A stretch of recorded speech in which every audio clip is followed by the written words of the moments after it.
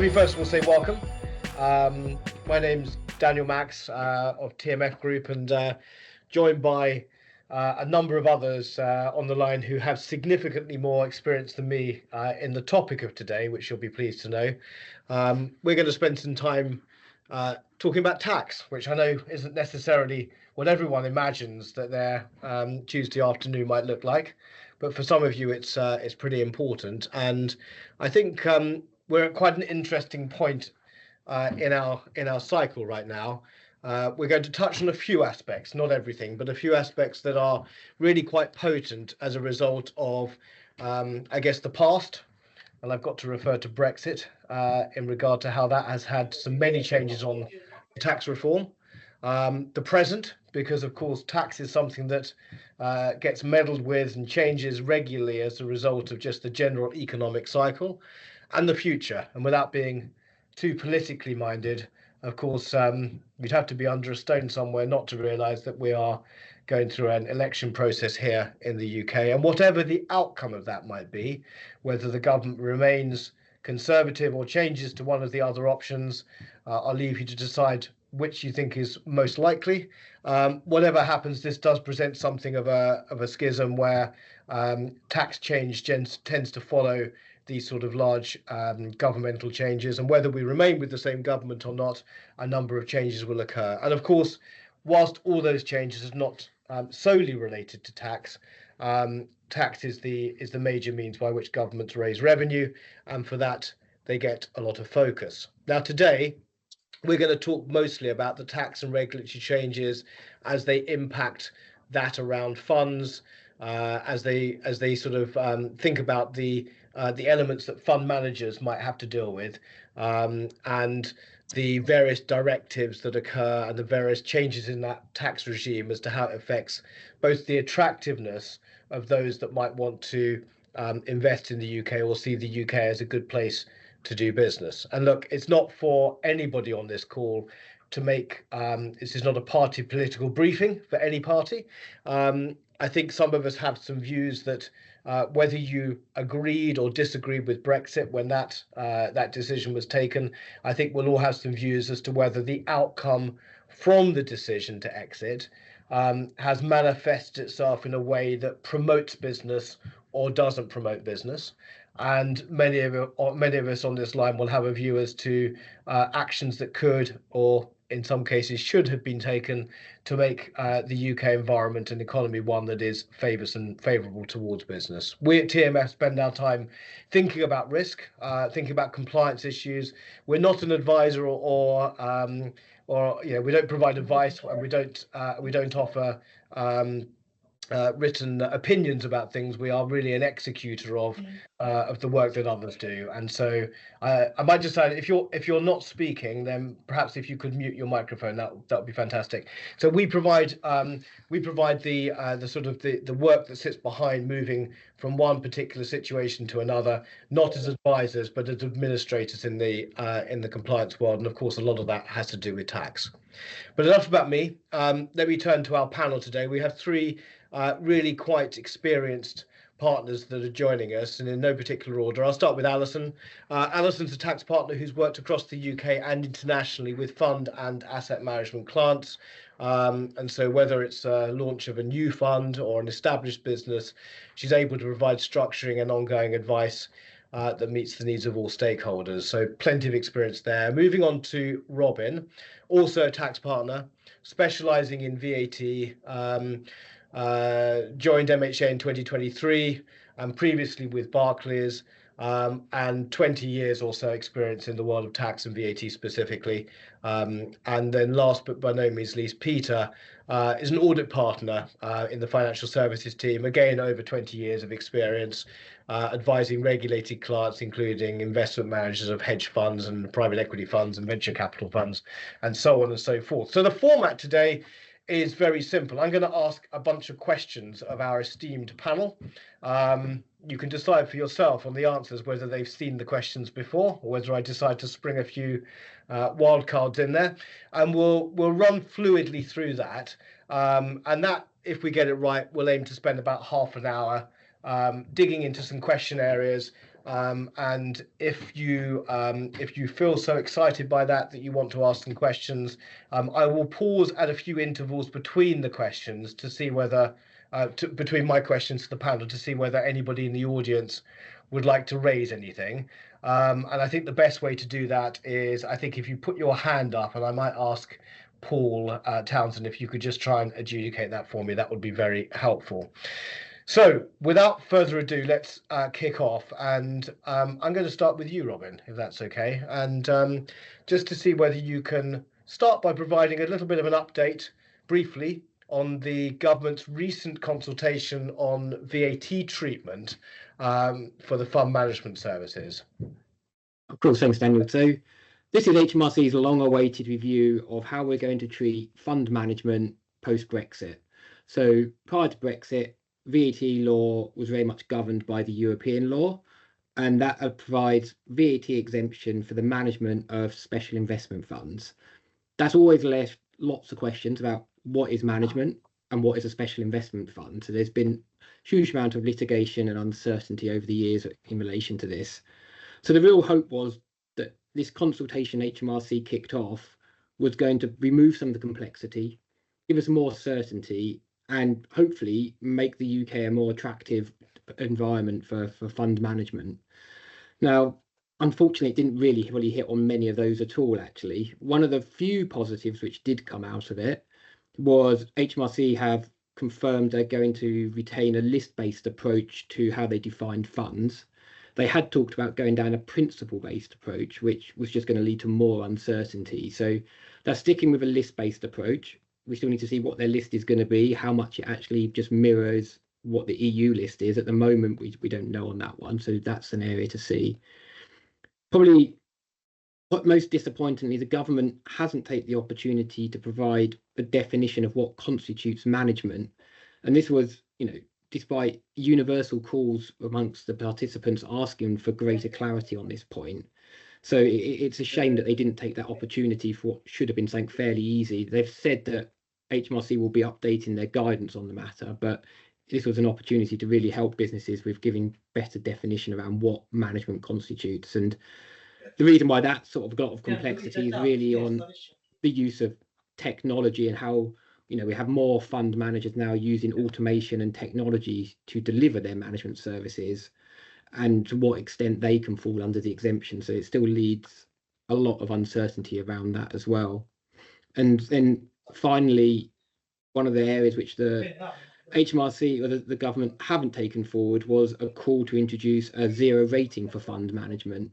And this is something that would have really increased the attractiveness of UK domiciled funds in a post-Brexit environment.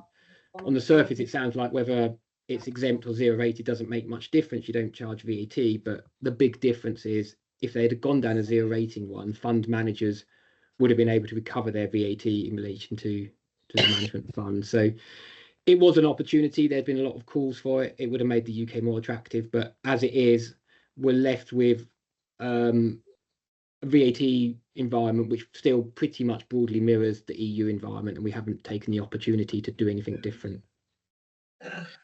Yeah, and of course that will be something that's on many people's minds as to whether, I think the words there that resonate are, did we take the opportunity ahead of us? Sorry, if I could just ask those not speaking to mute their microphones, please. It would be good. Thank you. And I think what that then tells us, maybe Peter, let me come to you in terms of the key issues that fund managers might need to be aware of right now, assessing their sort of regulatory capital requirements, and then we'll have a little look in a moment as to what we think the current group of manifestos that are coming out at the moment might yield. So Peter, to you first of all. Well, thanks, Daniel. Yes. So the fund management requirements haven't really changed in the last couple of years since IFPR was introduced, and the asset managers' requirements are driven both by the calculations set out in MiFID Proof 4, which is the old Pillar 1. They're fairly objective, and then secondary is the ICARA process, which is the old Pillar 2, which is a more flexible and more flexible process depending on the firm's own assessment of its risks and potential stress points. So firstly, the MiFID Proof 4 calculations normally result in the firm's regulatory capital requirement being based on 3 months of fixed expenditure, which is quite an easy thing to calculate, although there are various K factors and other things that could influence it. So assuming that your expenditure doesn't vary wildly, your requirement will typically only change once a year when you sign off your audited accounts, and you then base your requirement on the previous year's financials. And also the amount of own funds that you hold will usually only change when either you issue new capital or pay back some capital, or where you have audited profits to include, or when you have current year losses, which you're required to deduct from capital. So that makes it fairly easy to monitor your compliance with those rules, because the two key risk factors are whether your requirement is going to increase, which you can tell from based on your level of fixed expenditure going up or down, and whether your regulatory capital is going to decrease, which typically means whether you're in a loss-making position or not, or whether you're aware that you're going to pay back capital. You've then got your ICARA requirement, which is a lot more subjective. You're required to hold adequate capital to address any potential material harms that may result from ongoing activities, and also to enable wind down of the business in an orderly manner if you should decide to do so. You're required to do your ICARA document at least once a year, and in that you're supposed to analyse all potential stress scenarios, including a wind down scenario, and based on that decide whether you should hold any additional capital above what you've already calculated in accordance with MiFID Proof 4. Yeah. Okay, well, look, we might come back to some of that, but let me just take us a little bit towards the, I guess, with you, Alison, trying to imagine what might happen next. We're in a period now of almost certainly there'll be some change. Rather excitingly for everybody, we get a bunch of manifestos to read over the course of the next days or week. In fact, one out already and more to come. Of course, we might imagine them to say something truly exciting, but many of them seem to follow a format that they've already disclosed. But just turning to attention of, the current party manifestos and the focus on tax, without wishing you to predict the future, that might be hard. What do you think the kind of main implications for investment managers are likely to be with this current round of exciting changes or potential movement in the government? Yeah, I mean, I suppose whether it's viewed as exciting or not is subjective, but I think probably the thing that will be on most asset managers' minds is in relation to the change to, or potential change to carried interest and the taxation treatment of that. It's been referenced by the Labour Party on a number of occasions, and there doesn't seem to be any doubt that the tax treatment will change and will feature in the manifesto. And it's clearly a huge issue. The Shadow Chancellor has referred to it as a tax loophole, although of course it's obviously been established practice for many years now with the odd tweak here and there. And moving the tax treatment onto an income basis, which is what they seem to be saying, will have a huge financial impact for fund managers that are tax resident in the UK. A jump from 28% to 45 plus potentially. Now, all things tax, the devil will be in the detail, and what's announced, is often not the reality. So we don't know exactly how far the proposals will go, but I think we can expect robust legislation if the Labour Party comes to power.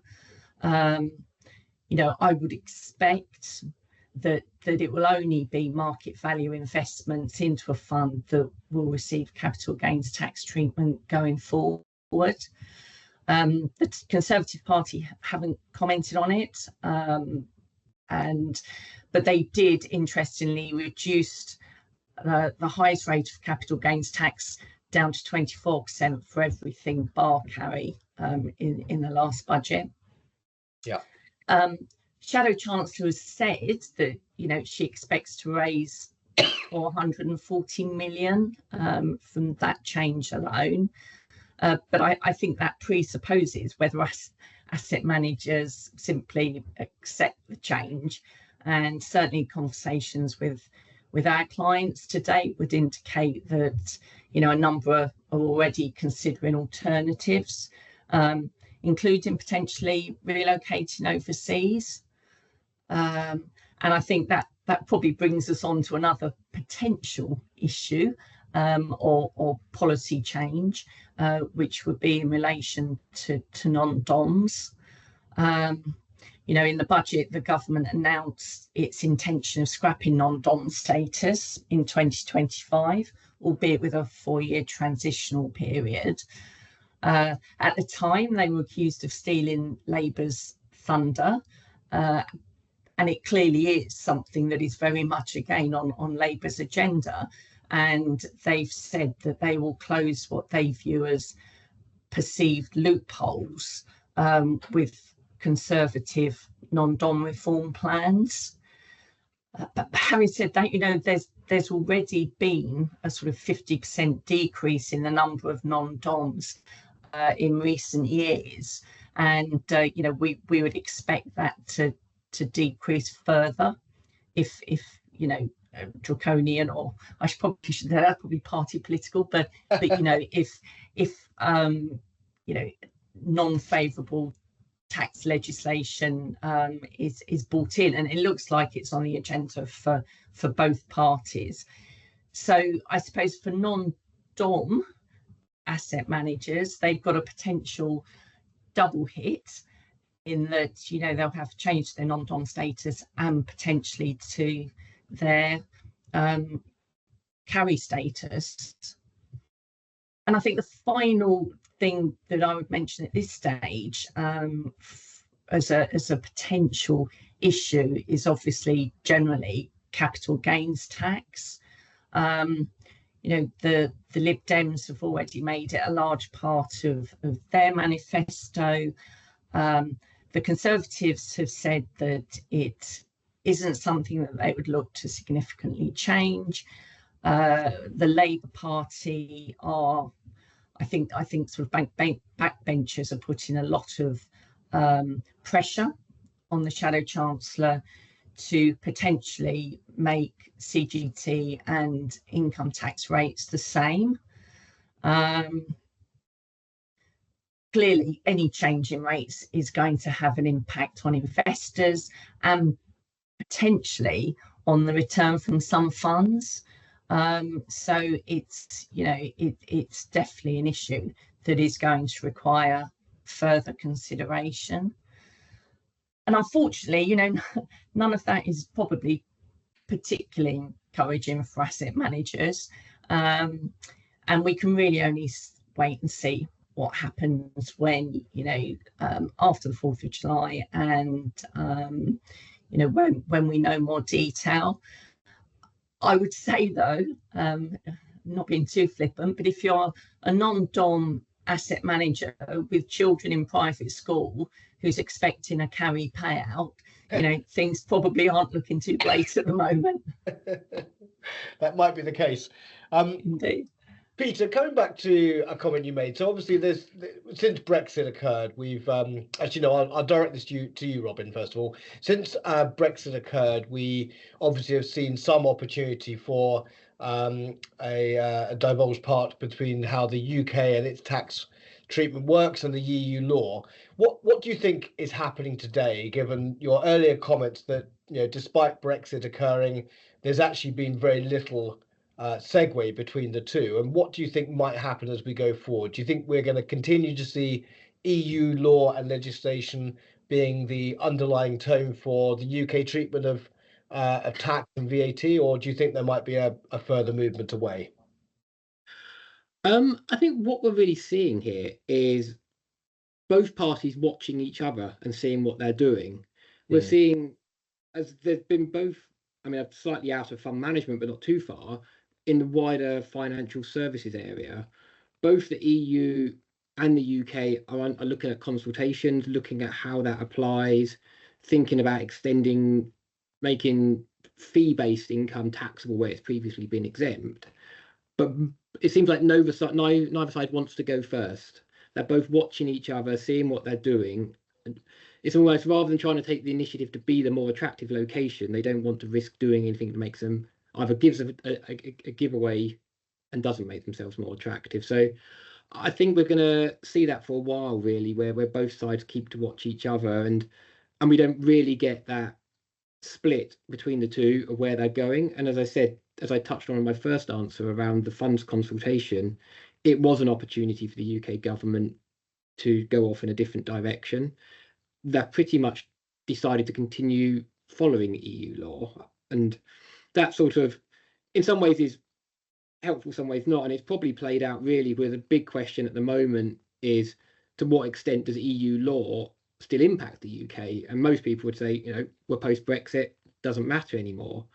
VAT is actually one of the few exceptions where there actually was in the Finance Act 2004 that for in purposes of interpreting EU law, we still do apply European case law and European development. So there is still a reliance on that. So we still do need to look at what's happening in the EU case law, and that can still be used for interpreting UK law, because that UK law was written, and the purpose and the intention of that law was for it to align with European law. So until such time when Parliament decides to enact new law, which is different, we continue to look to EU law to how to interpret it.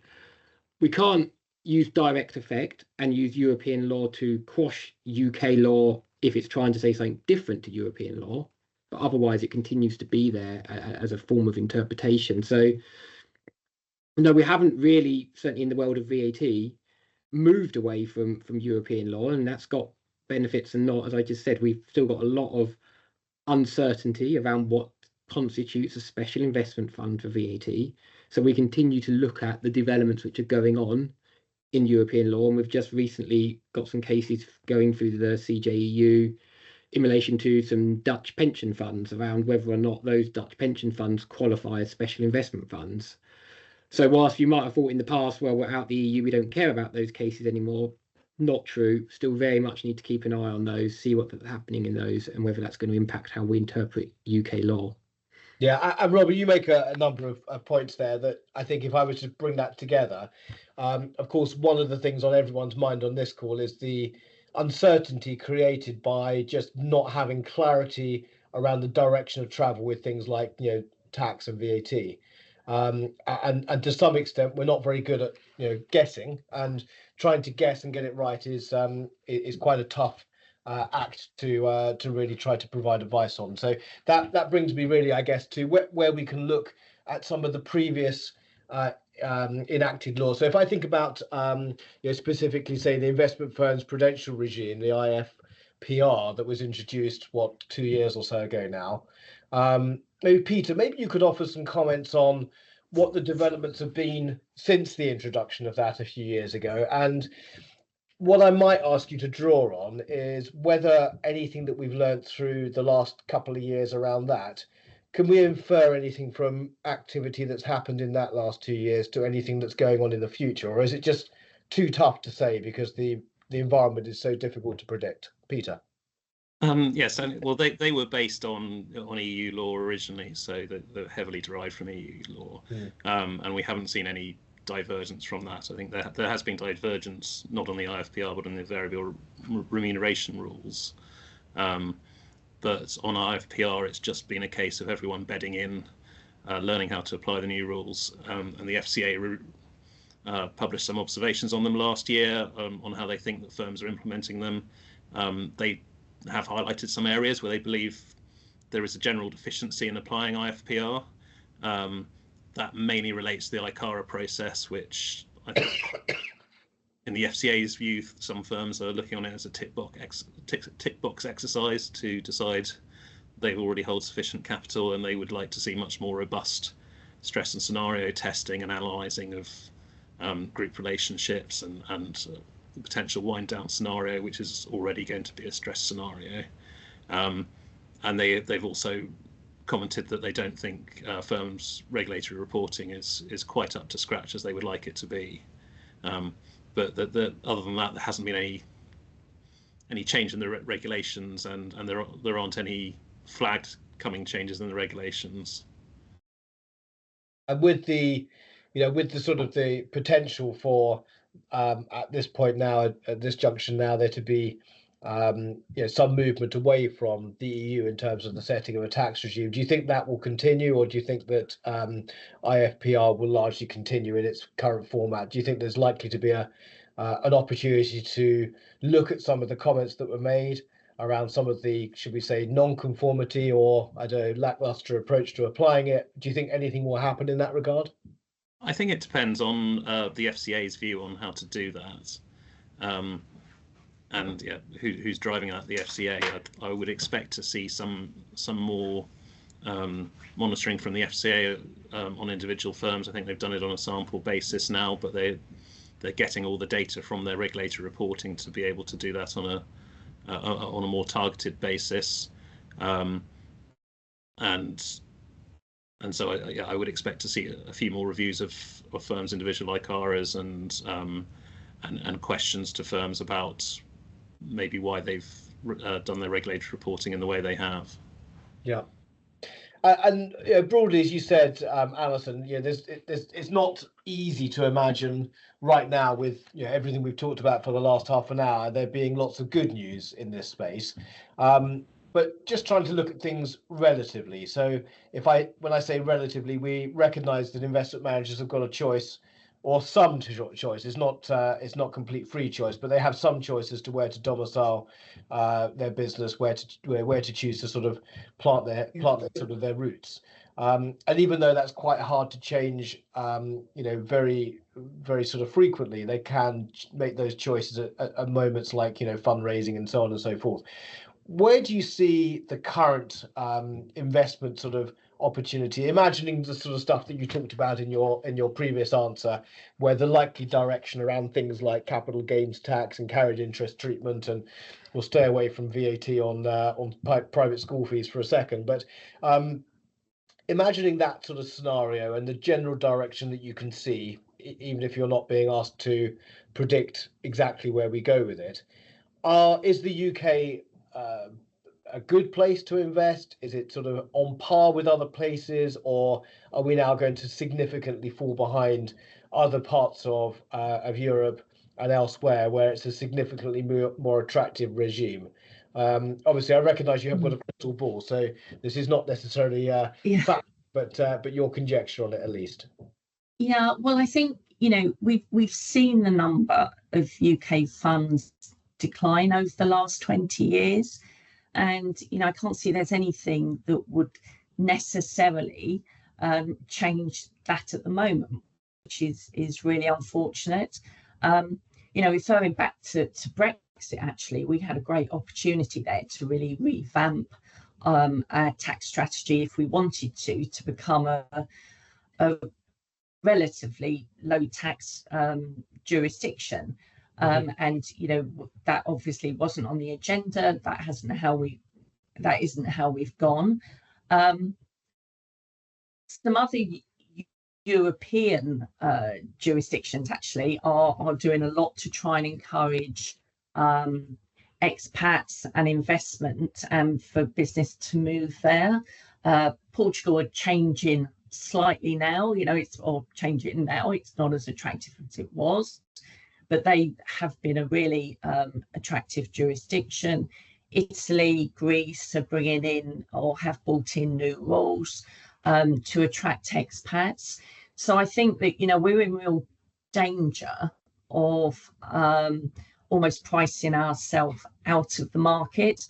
And there's not to say that there aren't attractive investments within the UK, but whether or not it's a place that people necessarily want to locate to do business, as it were, is probably a different matter at the moment. And I think we have to be really aware and conscious of that.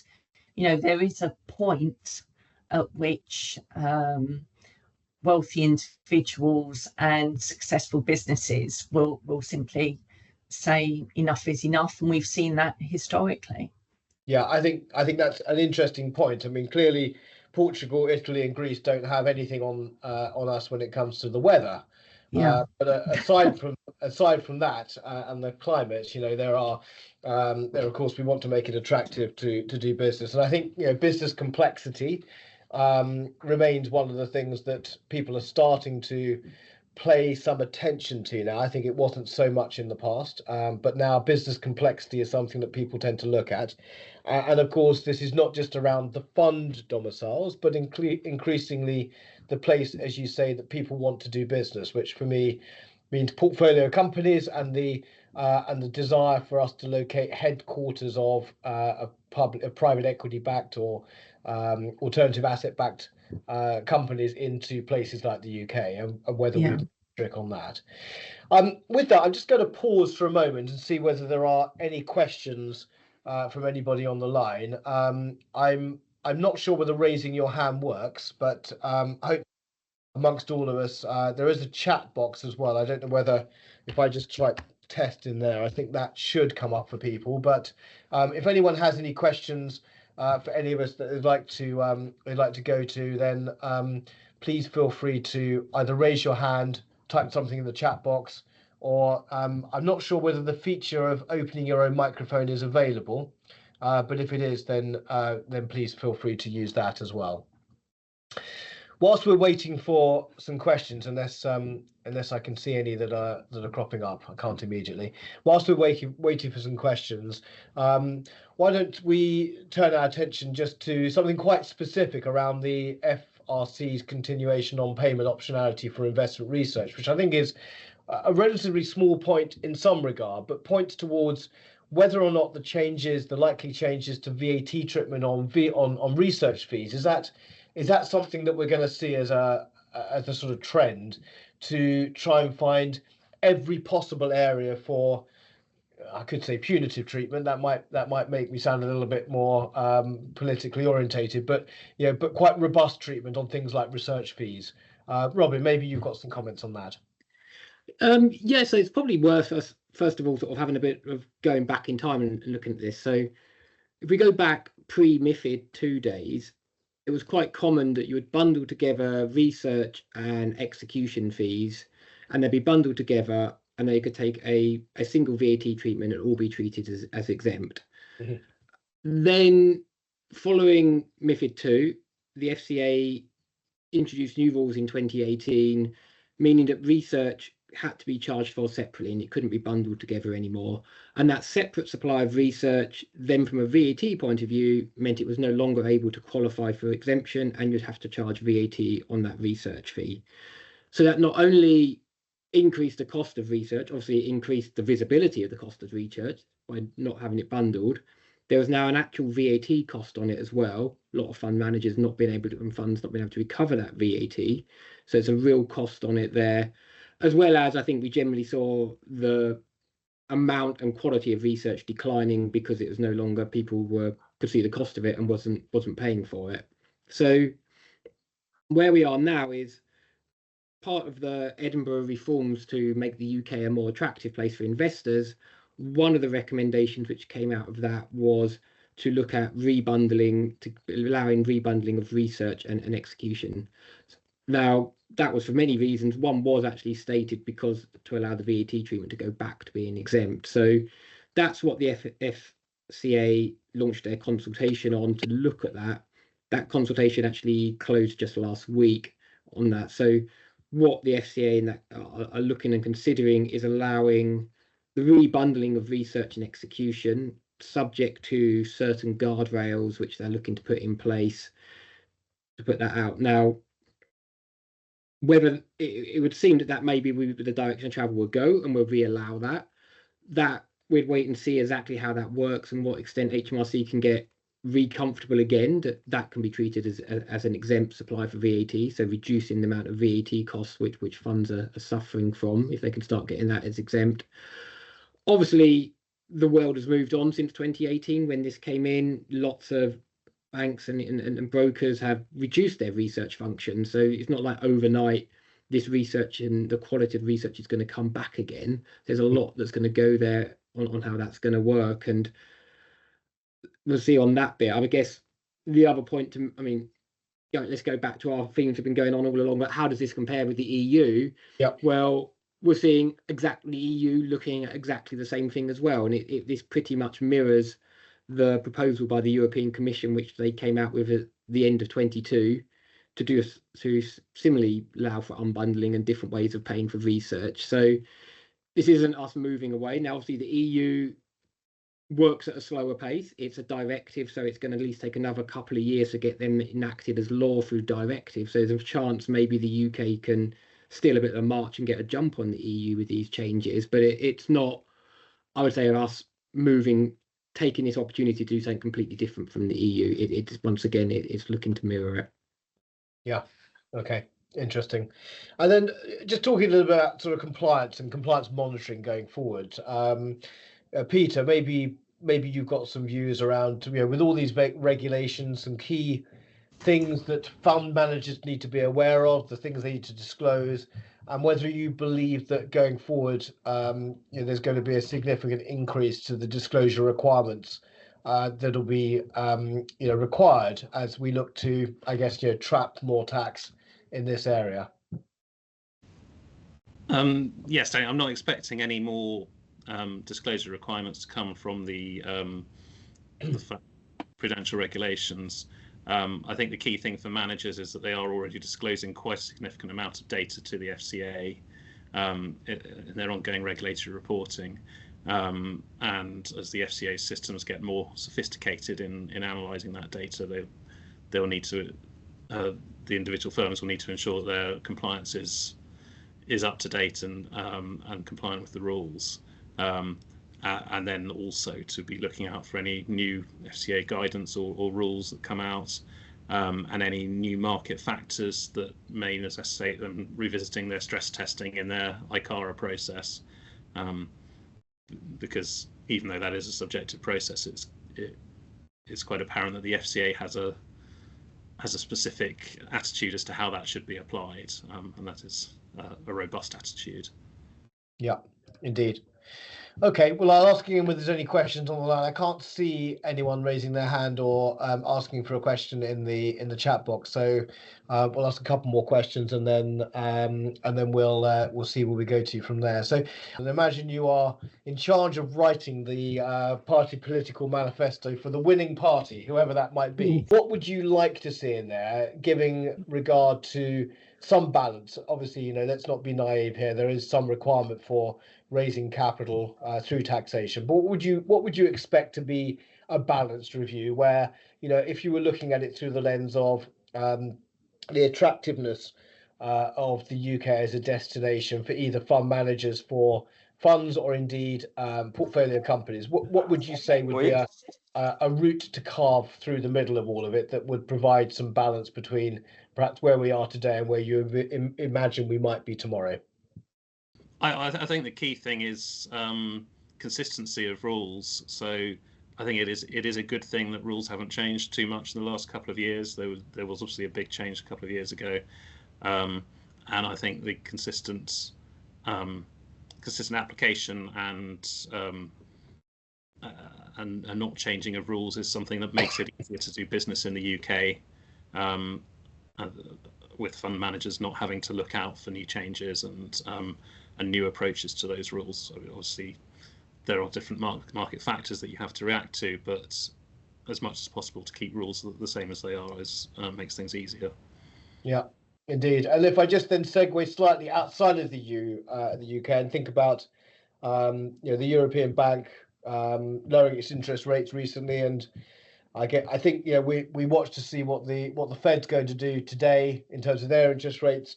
What do you think the impact of a potential reduction in the Fed rates is going to be in terms of either the European or more specifically the UK fund manager? Robin, did you have any views on that, or is that also too difficult to call? I think it's a hard one to see exactly how that's going to play out and what impact that would have on the fund managers. But I think a lot of that is sort of expected. There's a lot of expectation, as you say, for that reduction of interest rate, and I think to a certain extent a lot of that's baked into pricing already. So we wouldn't see sort of major changes if it came around because of the expectation for it. Okay, good. Well, look, no questions have appeared yet, so I will sort of make a couple of concluding comments. Look, let me first of all thank Peter, Alison, and Robin for their time. And this wasn't heavily prepped, largely because our diaries didn't allow for it. And I hope the audience have found this to be interesting. I think my observations would be that whatever your particular political direction might be, I'd imagine those joining this call all care very much about business and the ease with which it's able for one to do business in the jurisdiction that we're in the UK. And I think most of us would agree that whether your stance on Brexit was in or out, that the opportunity to make the UK an easier place to do business, perhaps hasn't been taken. That opportunity hasn't been taken, and we think a lot about complexity. We think about the fact that our clients that we see have a choice. They have an opportunity to do business in many different parts of the world, notwithstanding the fact that some of the fund structures that we see are relatively long tail, and they can't be moved around with ease. But I think we are increasingly seeing now at particular points where there is a choice, people looking at complexity of the underlying jurisdiction as a bellwether for choice. And we now publish a complexity index every year, have done for many years, and it's interesting to see what happens in terms of that global complexity and the way that business flows to certain parts of the world more easily now, because certain jurisdictions have made it their business to be easier to transact with, whether that's just in terms of the compliance regime or, as this webinar has been largely about, the cost imposed through taxation. And with that, we will be sending out a recording, or a sort of sanitized recording, cutting out all of my blurb and superfluous comments, no doubt, but we'll send that out to the audience. It just remains me to thank again Peter, Alison, and Robin. Thank you so much for your insight. I hope I haven't pushed you in difficult directions with these questions, and to thank the audience for giving up a portion of their Tuesday afternoon to listen to this topic. So with that, unless there's anything further to say, thank you very much indeed, and we'll see you all again soon.